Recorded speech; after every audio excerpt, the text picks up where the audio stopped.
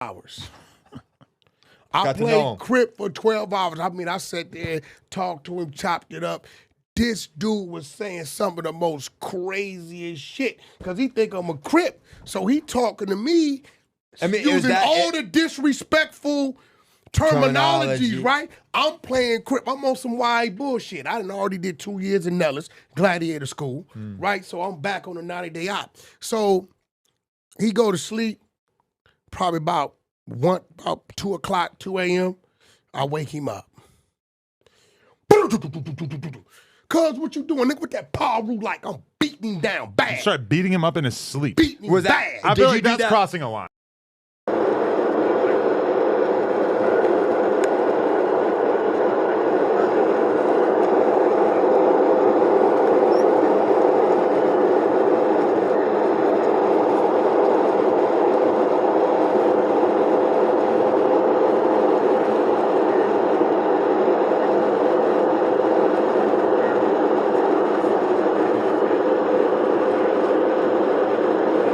I mean, but was it because he was bigger or something? Like, no. I didn't even know San Bernardino had clicks like that. Listen, homie, I'm a blood. I'm from Paru. So when I come in the room, when I come in the cell, I say, homie, where you from? And he tell me I'm from Death Wish Crip, IE.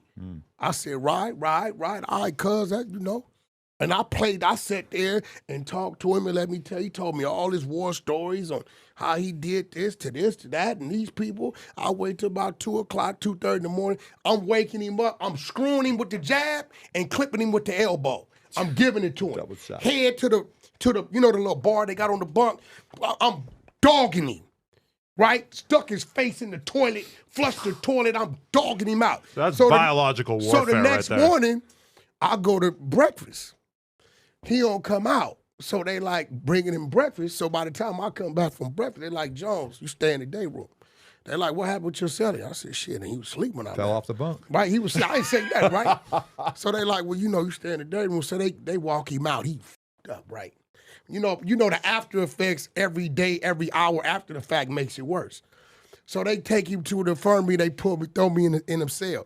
And it was a sergeant named Sergeant Hazel. Anytime something happens on the unit and why, they got to call the sergeant, whether he's off that day or not. So I'm in the cell, they got me in the first cell by the showers. And in SRCC, the doors is like this thick, like some crazy dungeon shit, right? So Hazel said, well, what happened? He said, man, I don't know. He said, where he from? He said, dude's a Crip. He said, who he in there? He said, he in there with a non-affiliate, with a fish. So Hazel remembered me from prior to.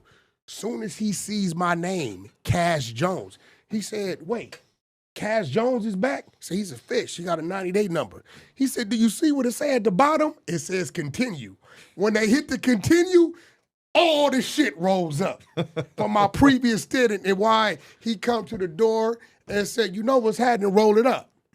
So I might have did about 6 days or 9 days on the 90-day. You know what the report went in as to Sacramento. So they rolled it up and said they wasn't going to allow me back into any of the juvenile facilities. That's how I ended up going to the penitentiary so young. I had to sign paperwork and everything to walk the line. So if I got in a fight with any of the inmates, they couldn't charge me with assault on the minor. I hit Delano. I never forget that ride because I was thinking about escaping, so I was remembering all the exits. Cecil Avenue, you get off for Delano. Delano reception, and the homie Big Fish from 6-0 looked out for me. They picked me up from Central Juvenile Hall in the Goose, literally, and took me to Delano. And when I got there, I'm in there, all the black, they separate everybody. There's about 12 blacks in the cell. I'm the only blood, only Pyro. So everybody asks each other where they from. I got half a mustache, no goatee. And they go for Paru. I jump up. They say, we got us one. But Big Fish from 6-0, he like, homie, youngster old enough to be my kid, and he claimed his set. It's going to be a head up or nothing. So the only reason why they get packed out is because Fish wouldn't allow it. I went in there. The homie Baby Wayne from Village Town. From there, they sent me to Soledad, and I was wild as a motherfucker. I had 7 years with half. I did the math. You know, you remember this ideology. 16, 7, 23, get swole, I get out, I be a G. I didn't give out, I'm maxing out. That, bro, back then, you gotta remember, I didn't know nothing about, I didn't even know how to get to Beverly Hills, bro. I didn't know how to get to Woodland Hills. All I knew was Pacoima. I didn't know how to go to the airport or none of that. All I knew is watching the dudes, because I heard you tell his story about you being in the house, and dude walked in, sleeved up, tatted up in a respect. And all I remember is seeing that type of activity with some of the older dudes. So I'm like, well, I'm going to get mine too. So, at some point, you get in there and you realize, this is some bullshit. Yeah, the world feels very small when you haven't left your immediate area. You don't know, bro. Only time I used to see the Hollywood sign on shit like Matlock and MacGyver and shit. I didn't know it was just a couple freeways from me. Right. I thought my neighborhood was the shit because they filmed Chips in the Hood. The freeway shit, the intro, that's Pacoima, right? So I didn't know. Like, I literally, bro, it's a lot of people right now in my neighborhood in their 50s that if I told them they got a first-class ticket at LAX to fly somewhere, they wouldn't know how to go get the ticket. All they know are those blocks. That's all the stuff in that one building right there. Everything. It's like a hamster. And I was always a straight-A student, and it was like talking to the inmates. I started to realize this ain't what I'm supposed to be, bro. Have you ever just talked to a dude and like, I'm even dumber for being in here with you? Sometimes right now. Like real right, shit. right in this room, I sometimes feel that way, yeah. Yeah, I mean, but you interview people for different reasons. Yeah, no, totally. But okay, do you feel like podcasting in a way has kind of like had that experience for you? Like when you get out of prison and you get sober and everything, it feels like I'm constantly seeing you be extremely thankful for the opportunities of all the people that you get to meet and all the different conversations you get to have that you maybe wouldn't have been able to imagine at a certain point. Yeah, I mean, if you want it, I want it. Like, this lady I met, man, she was like, she saw something in me when I was, you get out, like you get a whole new life thing on life going on. You're out, like you really don't know what direction to go, but the direction you've been in and doing the things you've been doing just ain't working out, And I got sober. I started doing Alcoholics Anonymous, in recovery and doing all this stuff, and that's where like it really began, like talking and speaking and doing all this stuff, and then I got plugged in and into doing podcasts and stuff, and it's because I like doing this. I like being a voice for the people who don't have one. I like being able to be able to conversate with people like you, be able to meet people like you, because it's a sober opportunist. Like how else am I was going to go back to a 9 to 5? Who knows? I'm here for opportunity. You never know what's going to be happening the next moment. Next thing's going to happen, and just make your life a little easier. Okay, let's say you had some horrible coincidence that led to you having to do even a year in prison. I don't know if I can handle it now. Do you feel like you would fall back into your old ways, or do you think that you'd be able to keep a positive mentality and come out the same version of yourself that you are right now? Man, if I had a See, they politics different. It's a different story up in there. I help. Like I know guys in there that going in and out, and I still be talking to some of these fellas and stuff. Some of them. It depends on where you went, bro. But if you you're went right. back for some bullshit, and if you're back on your to a bullshit, pump yard, if they send you to a 1 or 2 little bullshit yard, he can. But if he hit one of them lines where it's going on, he gonna have to adjust. Yeah. And I'm gonna be real. I don't know if they would give him flack for these type of interviews. Yeah, like would this matter to the dudes that you were locked up with previously? It might be an issue. It could be. County jail won't But I heard a lot of times upstate now, this stuff like this wouldn't matter. Because I think that the integration and the segregation and all that, I think that it's not like when before, when probably like if we just had a picture together, like it would be all bad for me. No, yeah. Right. Like I really don't think that inside there, like that line is not how it was, So were you there, bro? Because I wasn't there. All this shit, this SNY 50/50, that didn't exist. It, man. If you was a PC, you got rolled up. 100%. Now I'm hearing about they got a gang called the 2-5ers, all the dropouts, no matter what races are together. If you a mainline dude and they catch you, they take. I'm hearing all. I heard it's like switched to how it used to be, like the PCs, more than the mass, more than, and we're playing cards together. Homies they're all programming together, and then the ones who like how we were in it, the segregation are the ones locked up. Yeah, they locked up. They're in that little They're in that one building They over there. saying 3 out of every 5 yards is the bad yards. Yeah. Because they want to make telling as attractive as possible, right? Like the officials. They just think that instead of us rioting, because I think that when you go in and you have the riots, like instead, a lot of like only in LA, I think only in like in California state prisons, like it was us against them, and I think that like us as inmates against the officers and all that stuff. And I think now that they have all of them together, they don't have us fighting. Now they're not fighting. So now they're not, and I just think that it gives them more relief. And the drug thing, back in my days, like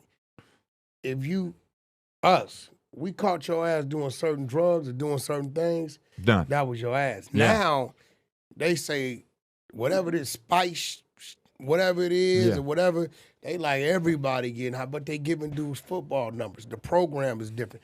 They got 270s, all these type of units, so it's a different flow. I hear about it, and I can't really visualize what that is. And plus, they got a lot more programs and resources for these people going in there, and they're going in there, and they're getting these, get out of jail free tickets. They're doing their time in the county jail. Can you imagine doing 5-10 stretch inside the county jail? I couldn't imagine. No, that. You're right. Dude that when I exposed that dude you do music with, dude did 11 years straight in the county jail.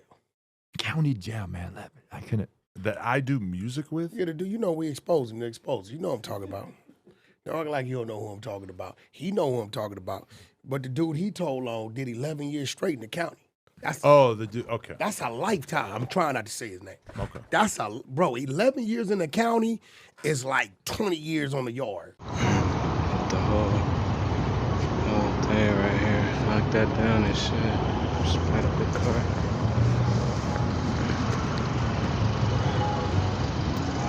Yeah. That's hard. The food is more expensive. It's a constant turnaround of faces. There's no daylight. Yeah. You don't come. It's crazy. They don't ever go outside. Hell no. Really? Wow. They used to have a roof. 9,000. Not no more. Yeah, what happened on the roof? I mean, I was back in the day. Yeah. So it's like, that's hard time, bro. I mean, I think a soup costs $1.50. $1.50. We used to get a case of soups in my day for $7.40, 20 cents, or some shit. It's like $4.25. Yeah, some bullshit, right? So now $5 a case. It's expensive. Now the phone calls is free now, so now they're calling us all the time. yeah, that's love. That's what I don't like, Yeah, because what's going on with the iPads and shit? I have people trying to hit me up on that shit all the time. I don't know yet. They Bro, got they got tablets an in there. iPad in the cell, and I think they got access to the internet. They can call, text, FaceTime. But I don't know to what extent. I think they can watch, order movies. I guess you could put money on it. We ain't had that. We had a 13-inch color TV. Right. And you had a 13? We ordered 2 walk-in-hers or some shit like that. Walk-in-hers, yeah. Music by mail was our music.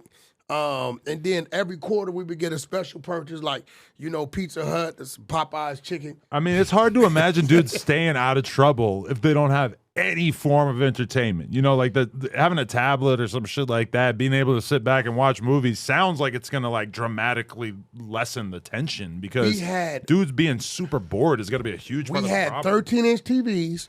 We had what they call a dream machine, which stayed in your cell, and we would put a little blanket around and make it a boombox. Or you had a Super 2 with the Walkman rigged up to it to play your music. That's it. And depending on what yard, you didn't come outside with no Walkman. That's grounds for DP. 3s and 4s, you better not be outside like that, right? That's it. Your lockdown was your lockdown. It was your program, your water bag, whatever you had going on. That was it. That would made prison. Those 7 steps and his tall ass 5 from the writing table to the window, saying and looking out and saying, damn, I got 5 more calendars to do. That's damn near 1,800 days or some shit. You know what I'm saying? It's like you just sitting there, because it's like that's just what it is for a 5-second decision. That's the crazy part. You'll do 5 years behind a 5-second decision based upon one word, the principle of it. Why'd you do it? The principle of it. You shooting dice for $5. You stabbed him or shot him. It was the principle. Mm. And I don't think we want to do it. I think we brainwashed to do it. 5-second decision, $5. Now you in there and can't get $5 on your books. And this is the craziest thing. Out here, hey bro, I got somebody pay you 15 hours of work. Nigga, I'm a gangster. You got me f***ed up. Well, I look like going to work for $15 an hour. What they'll kill you for in there? A pay number for 30 cents. Well, beg, hey bro, I'll pay you for the job. Get me out of here. She'll pay you $40 a month. But the same dude to come to the street and won't work for $15 an hour. Right. He would rather take a penitentiary chance to go back for the pay number of the $40, $50 a month. Yeah, it's crazy. The whole train of thought is twisted. So, okay, I got a question for you and then you. You're talking to a dude who vividly reminds you of where you were at when you were 16, 17, 18, whenever things started to get real messy in your life.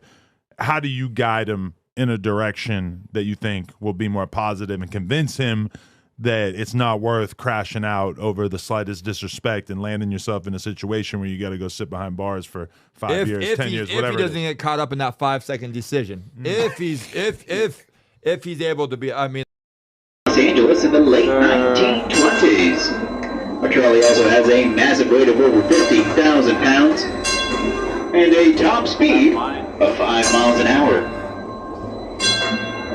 Coming up shortly to my left side, we're going to be passing by Bow Street, where you'll find a couple of cute shops here as well. We've got La La Land Kind Cafe, OVO, C's Candies, and many more. Right across to my right side, we're going to have our very own Barnes & Noble. That's right, they still exist, and there's one right here, right before your very eyes. So be sure to stop on by and check them out. They've got great floors full of entertainment, including movies, books, comics, music, and more.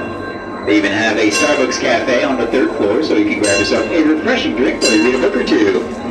And once again, I need all passengers on the upper deck to... like, first and foremost, like, you, I'm happy that if I do have guys and come to me and I can be an example for them, first of all, to let them know, and then you can really put it in perspective and make them maybe think a little further along, like what's really going to happen.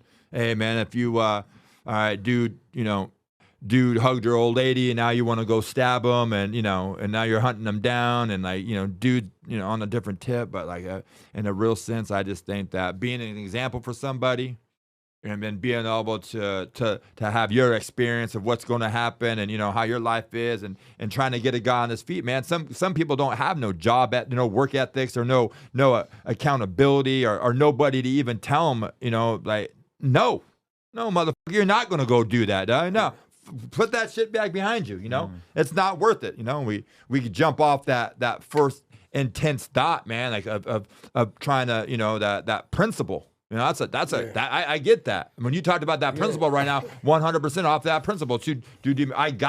I have to do that. I got to be able, because I don't want to look a certain way. And so if a guy comes along or if I see, I get lots of guys that come, I'm any guy that needs help, man, in that sense. But first of all, that guy has to be willing, man. That guy has to be, because a lot of 16, 17-year-olds and stuff like that, they have to go in, they have to do this little experience, get a little reality check, have the family has to like cut them off a little bit. You got old lady has to cut them off. They don't see their kid, and even so, like they'll come along and they'll build a little bit up. They'll get a little accountability. They'll get a little bit of a job, and then all of a sudden, man, they go back out there to the streets. Look, I got me a car, my name or whatever, and they out there, like thinking they doing something, and they get caught up again in that principle. You gotta be able to make decisions.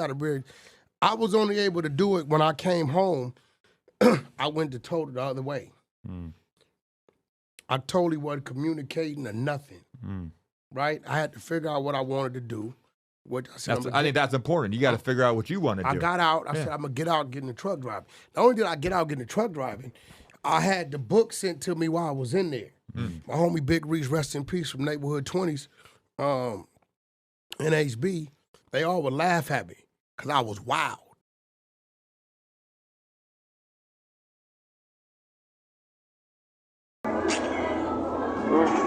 For sure. You're not recording? I wasn't at first. Thought I was. We can have a Huh?